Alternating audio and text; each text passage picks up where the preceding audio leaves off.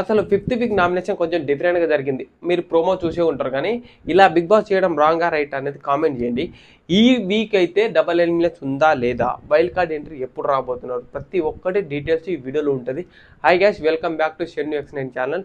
ఈ వీక్‌లో అయితే నామినేషన్ కొంచెం డిఫరెంట్‌గా జరిగింది. ఫస్ట్ ఆఫ్ ఆల్ మీరు 'బిగ్ బాస్' అనౌన్స్‌మెంట్ చేసిన ప్రోమో ప్రకారం మీరు ఆటోమేటిక్ అందరు నామినేట్ అయిన వాళ్ళు మీరు నామినేట్ నుంచి సేవ్ అవ్వాలంటే ఒక గేమ్ పెడదామన్నారు. స్టార్టింగ్‌లో గేమ్ పెట్టారంటే బెడ్ ఉంటుంది. బెడ్ పైన అందరు కూర్చుంటారు. మీకు నచ్చిన పాయింట్ ఆఫ్ లో మీరైతే ఎవరైనా బెడ్ నుంచి కింద అవుతారో వాళ్ళు నామినేట్ అవుతారు అన్నారు. కానీ ఇక్కడ టైం ఎవరు స్పెండ్ చేస్తారో వాళ్ళే నామినేషన్ నుంచి సేవ్ ఇమ్యూనిటీ పవర్ పొందే ఛాయిసెస్ ఉంటుందని బిగ్ బాస్ అనౌన్స్మెంట్ చేస్తారు. కానీ బిగ్ బాస్ ఆడ ఆ గేమ్తోనే ఆగిపోతాడు.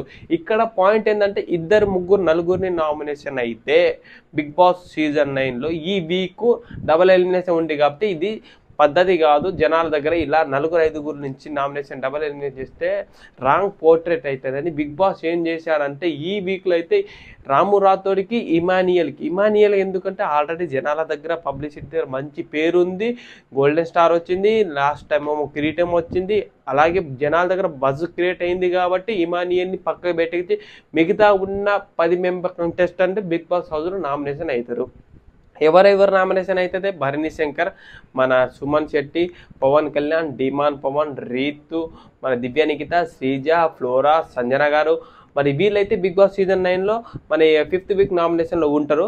ఈ వీక్ 5th వీక్ నామినేషన్ 10 మంది ఉండడం వల్ల బిగ్ బాస్కి అలా ఇది 10 మందిలో ఉండడం వల్ల ఇక్కడ ఏం జరుగుతుందంటే వీళ్ళ దాంట్లో నుంచి ఒక ఇద్దరు ఎలిమినేషన్ అయినా ఫరక్ పడేది ఏం లేదు. ఎందుకంటే బిగ్ బాస్ హౌస్ 10 మంది ఉన్నారు కదా, 10 మంది నామినేషన్ ఉన్నప్పుడు ఇద్దరు ఎలిమినేషన్ చేయడానికి అంత రాంగ్ పోటర్ అయితే అవ్వదు. ఎందుకంటే ఇక్కడ జనాలకు అర్థమయ్యే ఉంటుంది, మ్యాక్సిమం అర్థమయ్యే ఉంటుంది. ఎందుకంటే 10 మెంబర్ కంటెస్టెంట్కి ఆటోమేటిక్గా బిగ్ బాస్ నామినేషన్ చేసి దీంట్లో ఓటింగ్ అనేది ఎవరిని తక్కువ వస్తుంది, ఎవరిని తక్కువ వస్తే వాళ్ళు నామినేషన్ చేయాలనుకుంటారో వాళ్ళు నామినేషన్ నుంచి ఎలిమినేట్ అయిపోతారు.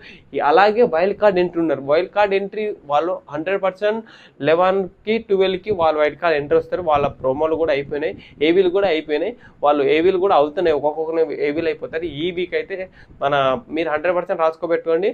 11 లేదా 12వ తారీఖు వైల్డ్ కార్డ్ ఎంట్రీ ప్రతి ఒక్కరు వస్తారు. ఈ వైల్డ్ కార్డ్ ఎంట్రీ కోసం నేను ఫుల్ వీడియో ఒక వారం ముందే చేశా. ఆ వీడియో నా యూట్యూబ్ ఛానల్ ఉంది, వెళ్ళి చూడండి. చూడకపోతే చూడండి, లేకపోతే సబ్స్క్రైబ్ చేసుకోవడం మాత్రం మర్చిపోకండి.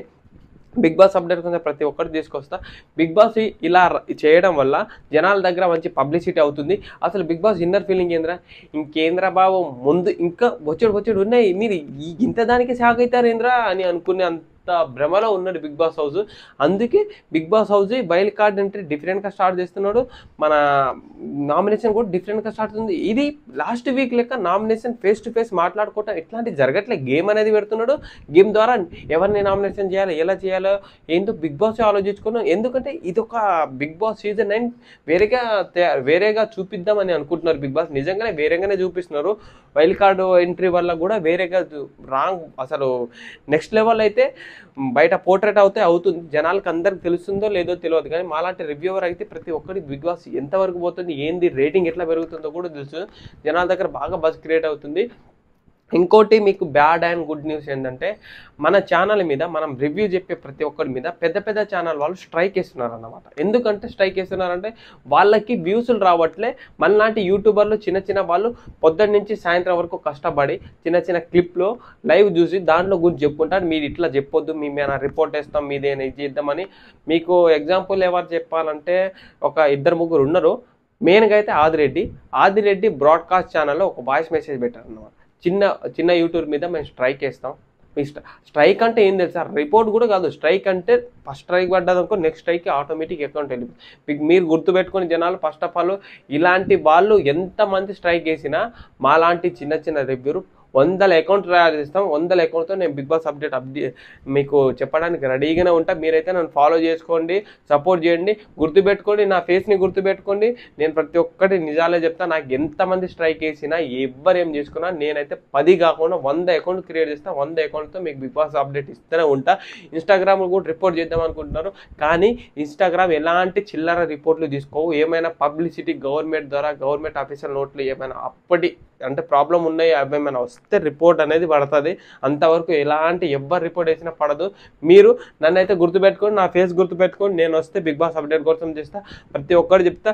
ఈ ఇయర్ కాకుండా నెక్స్ట్ ఇయర్ అయినా గుర్తుపెట్టుకోండి, నా ఫేస్ని గుర్తుపెట్టుకోండి. నేను ఎప్పుడైనా వచ్చినానుకో బిగ్ బాస్ అప్డేట్ కోసం వస్తా. నన్నైతే ఫాలో చేయండి, సబ్స్క్రైబ్ చేయడం మాత్రం మర్చిపోకండి ఫ్రెండ్స్.